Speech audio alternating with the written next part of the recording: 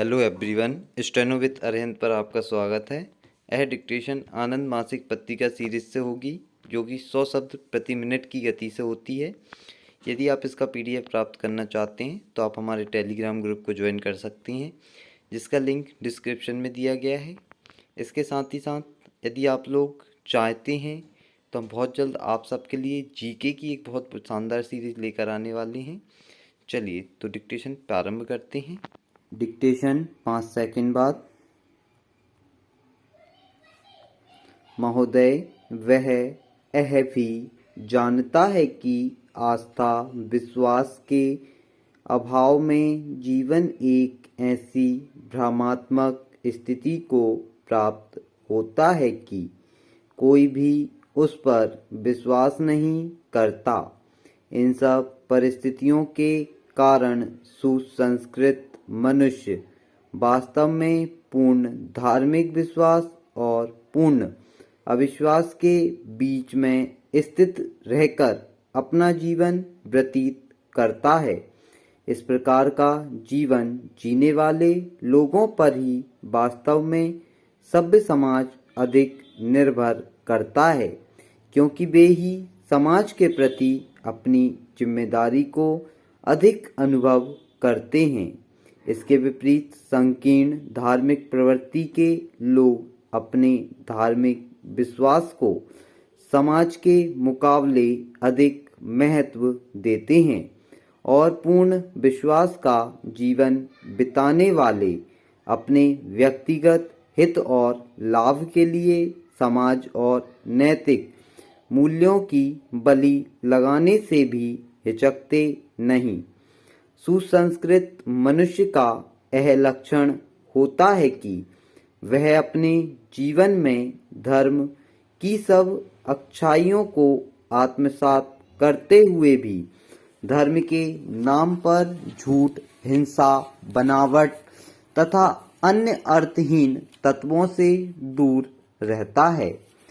यह बिना अंधविश्वास के भी संसार के गुण रहस्य के पीछे किसी सत्ता का होना स्वीकार कर लेता है, परंतु इसके साथ यह नैतिक और मानवीय मूल्यों को सर्वोच्च प्राथमिकता देता है।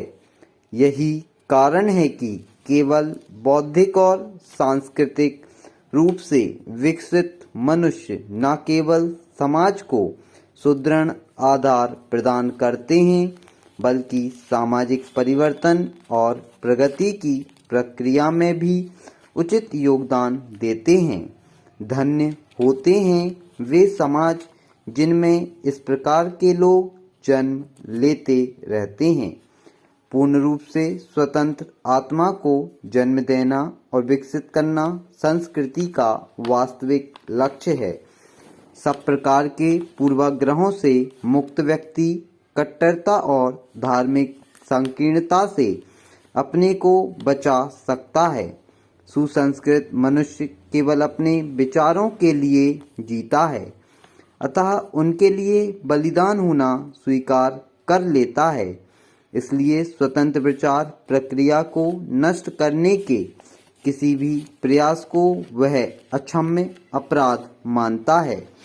सामान्य अनुभव के आधार पर यह कहा जा सकता है कि मनुष्य स्वभाव में जो करता है वह स्थायी आदत के रूप में विद्यमान है और उस पर काबू पाने के लिए वैचारिक स्तर पर निरंतर प्रशिक्षण आवश्यक होता है। मनुष्य अपनी सांस्कृतिक यात्रा की अवधि में हमेशा अपनी जन्मजात और स्थायी प्रवृत्तियों के साथ संघर्षरत रहा है। उसमें उसकी सफलता उसकी सांस्कृतिक चेतना के विकास से ही निर्धारित होती रही है। हमारे इस विचार क्रम से दो मुख्य बातें उभरकर सामने आती हैं।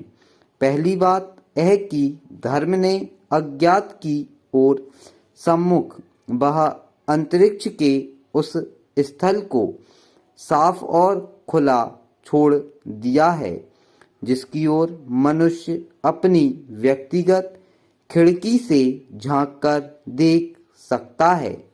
यह एकदम अलग बात है कि वह स्थल उसको साफ दिख सकता है। दूसरी बात यह कि प्रेम और भावुकता से परिपूर्ण जीवन में जो आनंद पैदा होता है वह इस पृथ्वी पर हमेशा हमेशा अक्षुण्ण रहेगा। महोदय, जहाँ तक धर्म का प्रश्न है, अपने चरम विश्लेषण में उसने वह सब हमेशा सुरक्षित रखा है जिस पर संस्कृति निर्भर करती है। दूसरी ओर धर्म को उसकी निष्ठुरता और क्रूरता के लिए जितना भी धिक्कारा जाए उतना कम है, परंतु इसके साथ ही यह भी मानना पड़ेगा कि धार्मिक चेतना की परिधि में कुछ आश्चर्यजनक मानसिक तथ्य सामने आए हैं। जो धर्म कर सकता है वह दूसरी कोई शक्ति नहीं कर सकती। यह केवल ऐतिहासिक सत्य ही नहीं अपितु मानवीय अनुभव द्वारा प्रमाणित सत्य भी है। जटिलता मनुष्य स्वभाव का लक्षण है। स्वभाव की जटिलता की अभिव्यक्ति जन्मजात शारीरिक प्रवृत्तियों, स्वार्थपूर्ण कार्यों के साथ साथ परोपकारी विचारों और कार्यों द्वारा होती है। धर्म मनुष्य को अच्छे विचारों और कर्मों की ओर प्रवृत्त करने से कुछ अधिक भी दे सकता है। आदिकाल से उसने मनुष्य को पशुता से मानवीयता की ओर प्रेरित किया है। नम्रता, प्रेम, सेवा, त्याग के साथ साथ धर्म ने मनुष्य में सौंदर्य और सत्य के प्रति आकर्षण पैदा करने की महत्वपूर्ण भूमिका भी निभाई है। यह भी सत्य है कि धर्म प्रत्यक्ष या परोक्ष रूप में ईश्वर संबंधी कुछ ऐसी पौराणिक धारणाओं के साथ जुड़ा हुआ है कि आम लोगों के लिए अविश्वासी और संशयशील व्यक्ति का विचार और व्यवहार में अच्छापन कोई विशेष महत्व नहीं रखता।